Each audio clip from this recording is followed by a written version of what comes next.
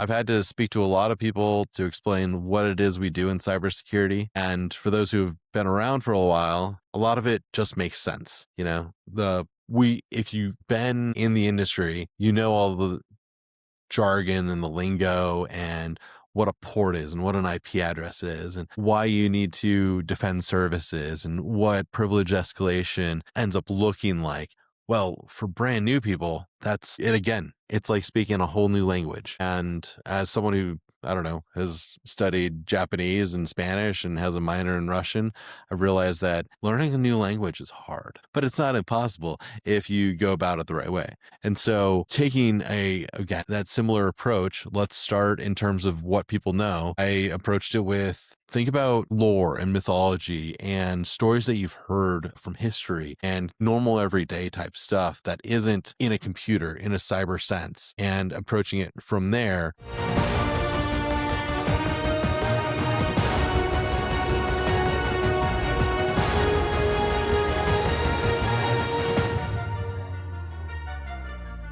Hello and welcome to another episode of Simply Offensive. I'm excited today to be joined by my good friend Josh Mason. Josh Mason and I have known each other from the cybersecurity community for many years now, and he does a lot of cool stuff, so I'll let him share that. Welcome to the show. Hey, Phillip.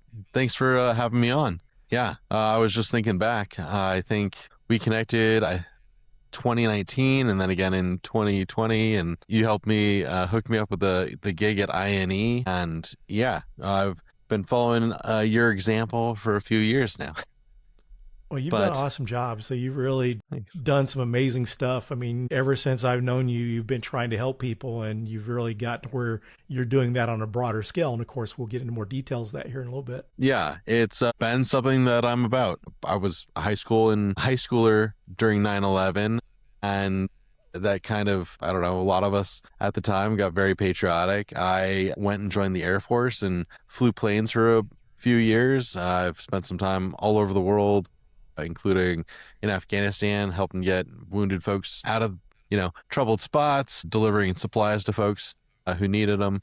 And the idea of helping people has always been with me. So when I got out of the military and got into cyber, I did some cyber while I was in the military near the end after I stopped flying for some family stuff. And yeah, when I got out, I realized the industry is different out here than it was in uniform, and it's hard for folks, and sometimes it feels like it doesn't need to be. So I noticed there were a lot of great people who were trying to help folks like yourself and some of our good friends, and I was like, well, I don't know. That looks like something I want to be part of. Yeah. So how was that adapting to moving from military life to civilian life? It was, I made a smooth transition because one of my last gigs in the military was teaching. I was a professor at the Air Force Special Operations School. And when I was getting out, I was looking for project management gigs, and then got presented with someone who was doing training up here in Maryland, where I'm at, for the military. And so I went from teaching a bunch of special operations stuff to teaching cyber, which I had a decent background in. I was kind of a manager rather than a hands-on person, so I came at it differently. But I didn't have to create the course material in that case. I just had to help teach it and present it. And so made some really cool stuff happen. That's how I got introduced to John Hammond. I ended up teaching a bunch of his content, which, helped me be able to do EJPT, the junior pen tester course, because all that baby pen testing stuff was fresh. And yeah, it's been really cool making that swap. I'm in sales now and consulting, and it's really not that far from teaching. It's just a different audience. I think of it as different training outcomes. You've been in the teaching space, and so I know you know a bit of that. If anyone else out there, has done teaching or done sales or done consulting, all of them are trying to explain things to folks who might not know what it is you're presenting, and you want them to walk away knowing new things. And so, yeah, I like it a lot. That's good. That's a good set of skills to be able to explain stuff where people that don't work in that area understand better, because you take a lot of some of our peers in the industry, they're super smart, but just be able to translate that into plain language that someone like management or, business units understand. And while we're thinking about this, I don't want to get off that topic. You actually wrote a book on that subject. I did. I've got a book. speak security with a business accent because I realized that's not a skill we really teach people. The ability to go out and take what you know technically and make it apply to the business. I've seen a lot of folks who struggle and who complain that they want budget, they want leadership to, do part of like whatever their strategy is, but it's hard to get them involved. I read some books that really got me some cool insights. Our friend Kip Boyle has Fire Doesn't Innovate, which kind of looks a little bit at that. And then I saw the Phoenix Project and the Unicorn Project, and those are built off of an IT and dev version of the goal, which was kind of a getting business to think about manufacturing, and all these concepts of there's an issue and a problem in communicating how we do things well, and the process for internal communications up and down and like with other business entities. And so my thought was, let's create a version of this where I present a CISO, Maya, who has a SOC, has incident response, has pen testers, and they're at a financial firm, and having to explain to the board, explain to the CFO, the CEO, all of the things that are happening, why they need budget, and also getting folks to understand a lot of what the company is trying to do. Because sometimes that's hard as well. We have to understand what it is the CEO and the CFO are even saying. They talk about EBITDA and churn rate and trying to make more profit. And some of those things sound like they're pretty obvious, but some of them are like a foreign language. And so trying to understand how we can make our goals as cyber professionals, as IT professionals, make sense to the business so that everything flows more effectively overall. Because if you work at a company, while our focus is on cybersecurity, the goal is whatever the outcomes of the business are. So that is a piece that I think a lot of people lose. They go, well, I've got this great cyber job over here, and I'm loving the cyberness of it. And unless you're tied into how does being good at detection engineering or handling incidents or like your speed of fixing tickets and answering things for help desk, how does that end up getting the business moving forward and overall make people not just like what you're doing, but really value what you're doing and make an impact? Yeah. Created that book and I really like it. A lot of people have found it really interesting, and I've gotten some really great feedback. If anyone's interested, it's available on Amazon. I've got it on my website. Most of the conferences I go to, I've got copies with me, and I'm happy to sign them for folks. I was at our sales kickoff for Synac last week and handed out a bunch to my colleagues, and that was really fun because not everyone knew that I had written a book. So it was kind of neat. So what was the inspiration for the book? I was at a B-Sides Des Moines with Rihanna. Why am I blanking on her last name? I think it's Schultz, isn't it? Schultz, yeah. Yeah. I was like, I have a DM from her like right here. Rihanna Schultz, and gave a talk, basically, how can we help with this communication issue? A lot of things that I've picked up from the books that I've mentioned, book Persuasion, and also the book Influence is a really good one. It's written by a psychologist, but a lot of things end up going back to one of my favorite books, How to Win Friends and Influence People by Dale Carnegie. Helps me be a good podcaster. It's helped me do well in sales and in teaching. It's trying to put things in terms of what the other person is interested in and listening to them to figure out what that is. I know a lot of times people see me on a podcast, and so it sounds like I'm doing a lot of the talking, but that's the role of a guest on a podcast. But when I try to get with individuals one-on-one, I like to do a lot of listening and hearing what they're interested in and then connecting on that level, because I've got things that I'm into that some people want to hear about, but frankly, the connection comes from knowing about how their kids are doing, or about their, Dr. Pepper collection, or what conferences they're going to, that sort of thing. And that's how, we make lasting relationships. And so taking a lot of those concepts, I had a talk And at the end of the talk, someone raised their hand and goes, "This is great. This has been helpful. It's kind of got me thinking, but now where do I go from here?" I was like, "Well, you could hear the books that I read." They're like, "Okay, I'll go read a bunch of books and try to put together myself." And I went, "Well, dang it. I could make that. I could fix that problem. Let me just put it all in one book." And it turned out pretty good. I think I hit my goal. So it was one of those. I like to use AI to help me figure out a lot of my thought process, and it helped me to put together some really good notes. A lot of the things that I like to churn on, it was good to, throw it against the wall and see what stuck, and then just blabber on, and then have an AI come back and be like, "Okay, you kind of went all over the place, but here is a through thread, and here's how we can turn that into a structure." And then I was able to turn that into chapters and dialogues and full pieces. And then I'd read through it and go, "There's a lot there, but I don't know if anyone wants to read this." And so then I'd pop it over to the AI to be an editor and be like, "I think I said so-and-so says a lot for my dialogue." And it was like, "Okay, let's restructure."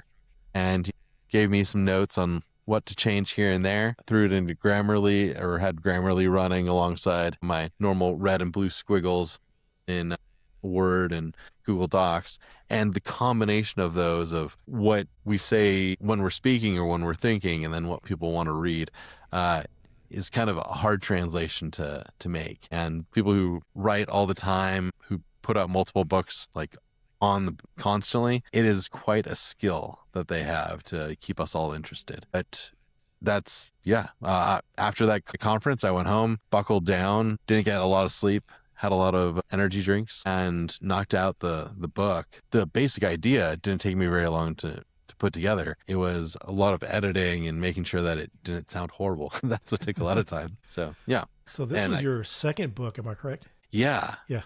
It was the second one that I started, but the first one to come out. I'd been connected to the folks at Pact, and they reached out about a cybersecurity beginner's guide.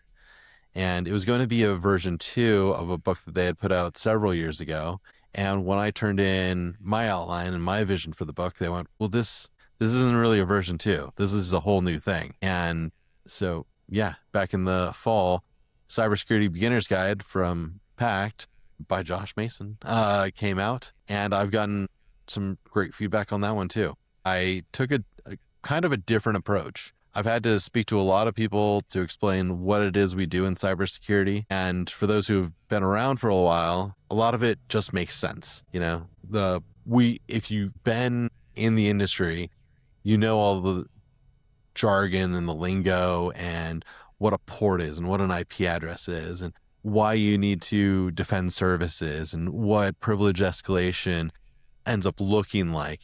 Well, for brand new people, that's it again. It's like speaking a whole new language. And as someone who, has studied Japanese and Spanish and has a minor in Russian, I've realized that learning a new language is hard, but it's not impossible if you go about it the right way. And so taking that similar approach, let's start in terms of what people know. I approached it with, think about lore and mythology and stories that you've heard from history and normal everyday type stuff that isn't in a computer, in a cyber sense, and approaching it from there.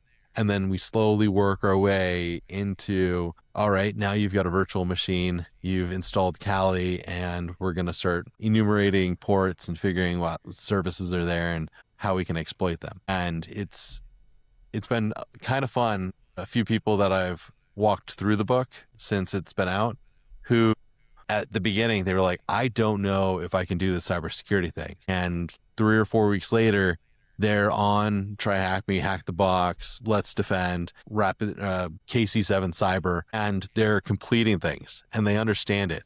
And they're getting reverse shells, or they've figured out how to navigate Splunk or Elastic. And it's like, I didn't do that, but I'm glad I was there to help them get there. And that's, a really cool feeling. So that's awesome. So kind of to pivot off you mentioning helping people. So why don't you share with the Noob Village that you created, or Noobs Village? Yeah. So They call this the Noobs community last year because while I created the nonprofit with the name Noob Village, DEF CON itself was like, well, you don't just get to say that you're a village. And so we started out as a community. It was one room.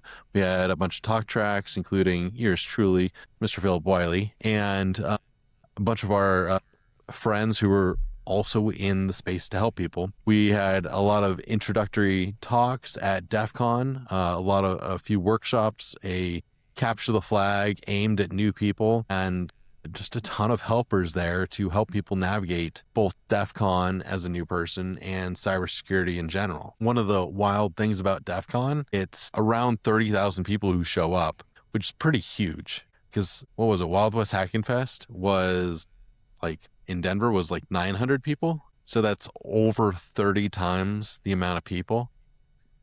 And similarly, like 3 days. And that's a pretty big one outside of DEF CON that I can think of. And with that, the number of people who show up and it's their first time at DEF CON is somewhere around 80% from numbers I've seen over like the past few years, the research I've done. So 80% of the people at DEF CON have never been there before. And then altogether, 70% of the people who go to DEF CON either don't currently or haven't ever had a job in cybersecurity, which is really wild. That's 21,000 people who haven't had a job in cybersecurity, but who are at a conference to learn about all this hacker stuff that we do, that we talk about. One of our friends who brought us together a bit, Neil Bridges, he did a live stream from DEF CON a few years ago, and I was moderating his live stream, and he mentioned, someone asked on the AMA portion, should I go to DEF CON? Would it be worthwhile for me as someone who, hasn't been before? And his input was no, there's not really like a lot of great stuff for new people. There's so much cool stuff. There's workshops, there's classes, there's the latest and greatest in a lot of tools. And for folks who have been in the industry, it is kind of like a giant homecoming of meeting up with all of your friends who have been around for a while. And there's some cool parties and some neat stuff, but there wasn't like a dedicated, if you're new, start here and then go see the rest. And I thought that's a problem that we can fix. Like, I know enough people that I don't have to do all the work. I just need to pull everyone together. And that's literally what the military truly trained me in what to do. Yeah, I pulled jets around the air all over the world, but it was the pulling people together and making a team and making stuff happen that, has stuck with me the longest. And so went for a couple years to DEF CON and volunteered at Aerospace Village and ICS Village. I volunteered at Wild West Hacking Fest and some B-Sides and at Hack Space Con and Hack Red Con, and saw what it's like at all these conferences, what it's like for new people who show up, and what it's like at DEF CON, both running a village and being a new person there. My first DEF CON, I was overwhelmed. And frankly, I volunteered and then I went back to my room. I didn't do a lot of the parties that first year. It was just like so much. And there's big parts of it that I never made it to, because when it was at Caesar's Forum, it was in other hotels. And the one time I went to go find like NomSex or Haddix's or Hammond's Talk, I got lost and was like, well, I know my way back. I'll go back, see if there's anyone there, and then call it a day. And so missed out on like several villages. And that just tuned me into, well, we can do this better. The goons have a role. They're super helpful. Every goon that I know, a lot of my friends are goons, even more of my friends now from meeting folks the past couple of years, but they're super helpful. They want DEF CON to run great, but they don't have the time to do like the dedicated sit down, hear what you want to do, help you come up with a plan, and then point you in the right direction for like all of, your whole weekend plans. But I've got a bunch of volunteers at Noob Village who want to do exactly that, who like right now, as all the villages are putting in their submissions and the planning is really starting, they're going to find out what everyone's doing and where everything's going to be and be ready to train up volunteers, because that's my staff is going to do a bunch of the work, but they're also going to train up volunteers because there's a lot of people who want to help and point people to those things. And we're going to include, hoping for like 4 times the size that we had last year. a whole room just for talks all weekend, a room for workshops, some hands-on things, an OSCP prep from Mike Lee.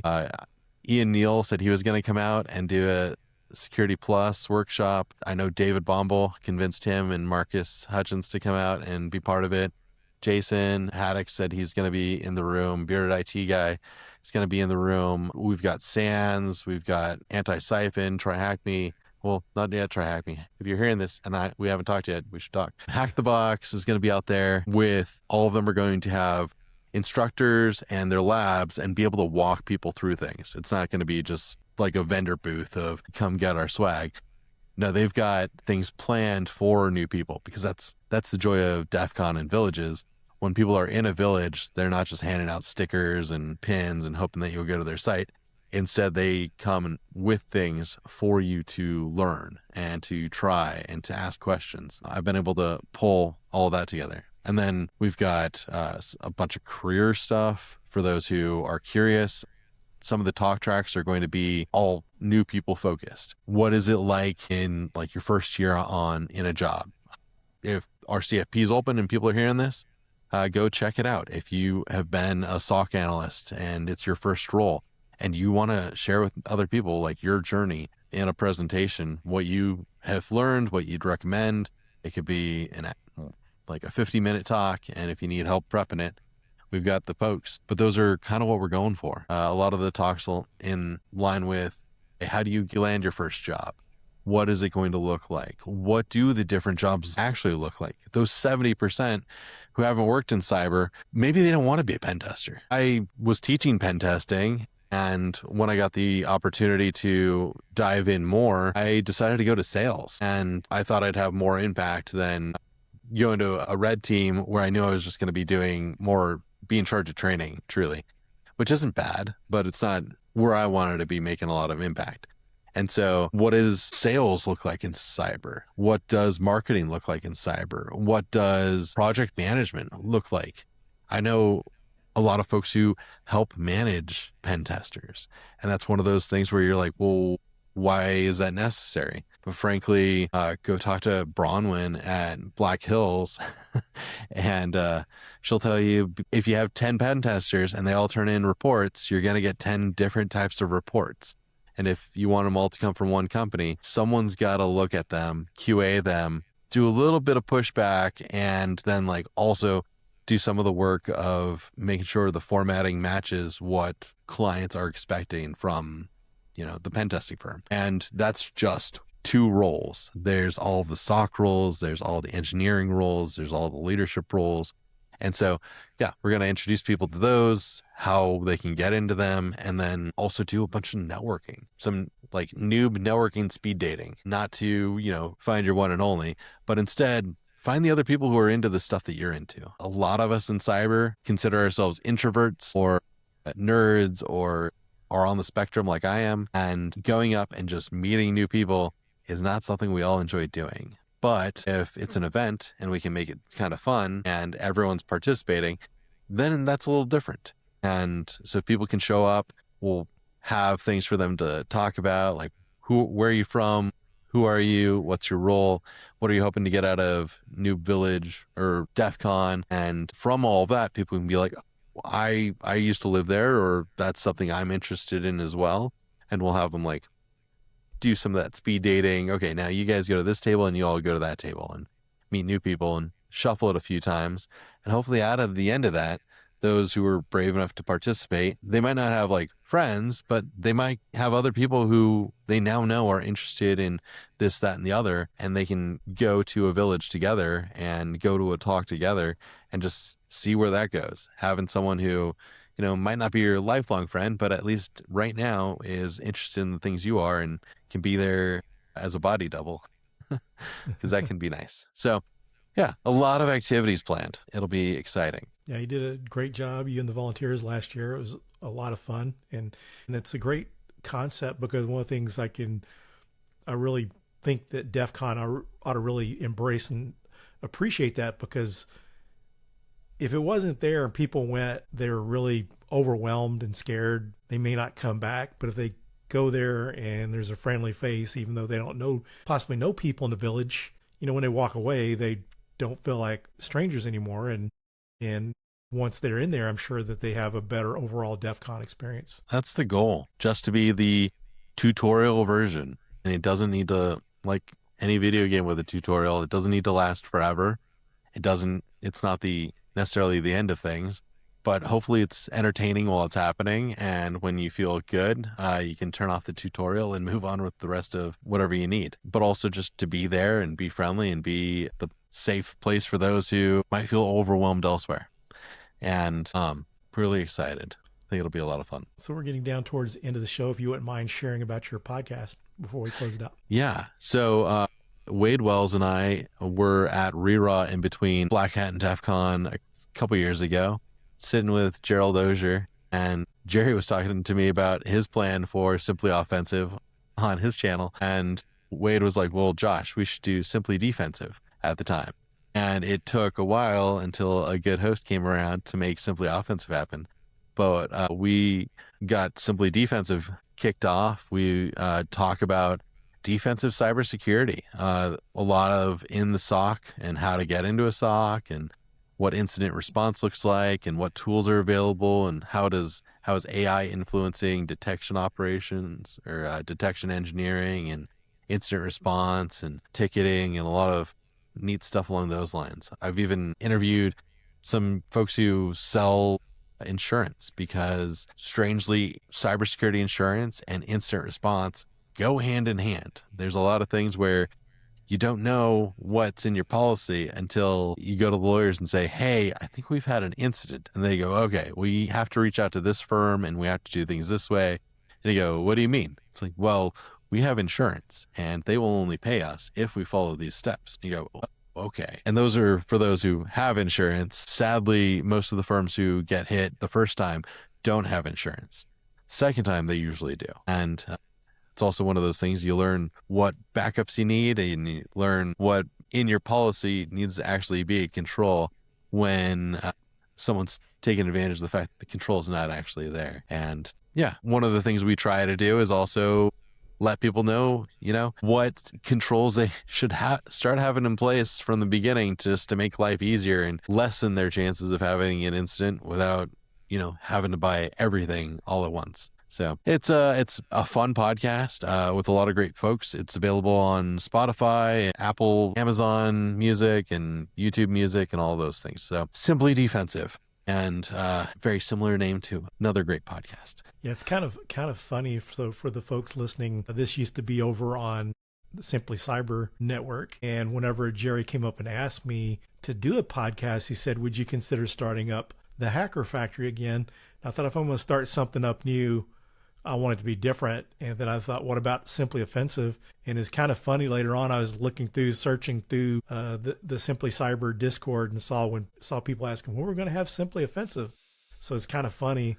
Yeah. I was just trying to stay with the naming convention, and also is kind of a funny name, Simply Offensive. So that's kind of right. Yeah.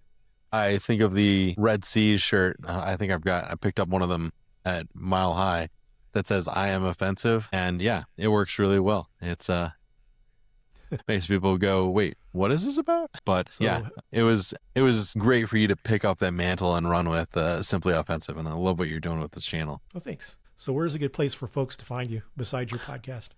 I am on LinkedIn. I'm on Instagram as Fungus Cyber Penguin, kind of mixing a few of my brands there, putting out hopefully a little different content than what I put out on LinkedIn, a little more approachable and, less businessy, and demystifying or debunking some myths in cyber. And also on Discord, I go by Josh Mason. I don't have a great handle over there.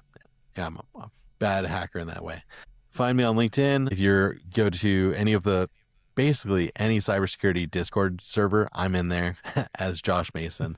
And I've got the Noob Village one. If you go to Noob village.org/Discord, that'll take you to ours.